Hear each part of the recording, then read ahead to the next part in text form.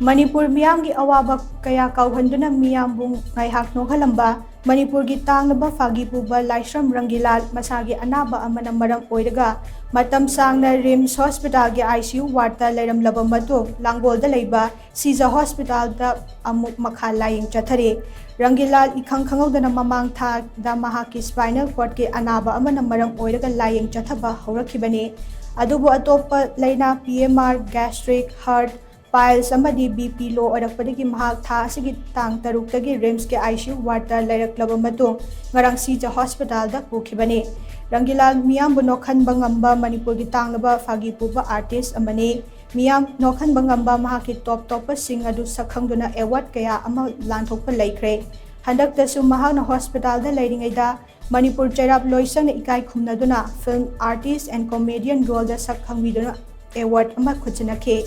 Rangilal Kumjali Singamaga Chamapan or Fudara Marigi September Kunmangada, Thoujal Ruhini Kumargi Meeting Makada, Nokpade, the Yaudana Meeyambut Nokhanba Horake. Rangilagi Quidigi Naknaba Phagiroi, Tokchom Josephna Rangilal na ICU Wardki, Famunda Taduna Laiba Sida, Nuaitabo Fungdok Nadana News Channel Asida Hai.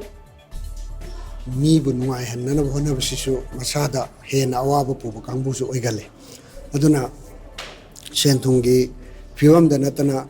Nok Nanaba Machak Shipawa Marankaina Pibiba Dumwali Cinema Doro Lado Pirak Patusumaran kind of Piwali Adoga stays the su Pesha Tabi Badadorsu Marankaiba Dum Karawali Adubu Miamna Nushi Dabra Havadi Amna Nushiba Adoga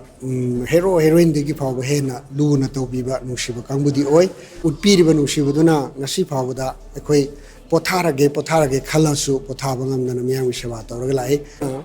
ekoi gumna waba ekoi dege hena waba singbu ngaktang warasu pothahalo haidana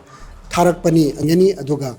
ekoi mangna mapangan amuk hanagi changdagi henna kanba pangal amaga loinana Meeyamgi sewa phangba ngamba oijage haibase ei thamjage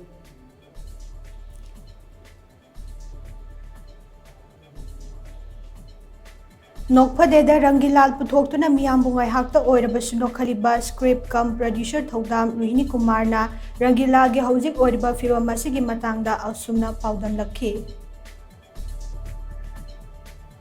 Artist ke family amba nokpade de yaur sing se loina mak family si ka hai nai na kara khunba se yaw de Manipur ke artist khuding highway amba na ada sumain dong na rak palak tor mutab se de Mayam Mamoina Tori, but Habuk Dubudi Wawa, doing a president to Biba, Adorgasu, Smaidon, family background, since Panadabnina, social media, Mating Meeyamgi, Mating Pambio, and Niba who given it, Adugi respond Matung in Mayam Mating Karapang Pere, Madugi, the Mutasu, no Padigi, Maki Digi, Imu Manungi Mochilaga, Hagatsage, okay.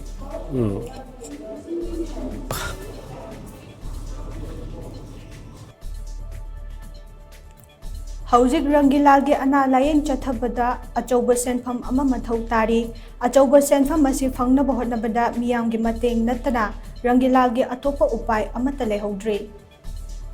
Manipur gi saknairaba pagi Phagiroi pu Rangilal masagi anaba na maram orakan ngasi ICU gi ward ta hojik taduna leiri hainaba lei Meeyambu nohaliba miyoy adugi marumda awapulum puba lei haibasin Asungna ngasidi Meeyambu noholamba Meeyambu kaphalamba Phagiroi do ngasidi ICU gi famungda yatadon leiba matam asida leiba Manipur gi lengak leiba Meeyam hupna mateng pangbagi tangai fadaba adu leiri haina maki khongloi singna phongdor paudam jariba naresogol sem TOMTV RIMS ICU